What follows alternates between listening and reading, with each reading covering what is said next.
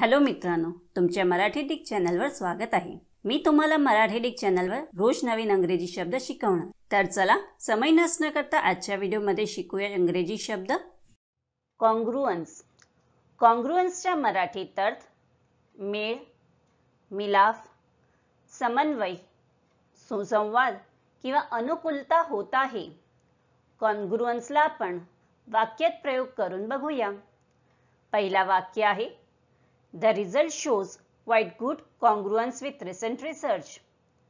दूसरा वाक्य आहे The mathematics teacher explained that congruence occurs with figures when they are the same shape and size.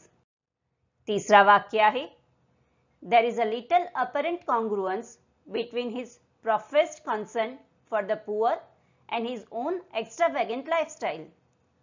चौथा वाक्य आहे The poll found a surprising congruence of views between residents of the two cities on most issues. Friends, व्हिडिओला like, share आणि comment करायला विसरू नका आणि चॅनलला सबस्क्राइब करा।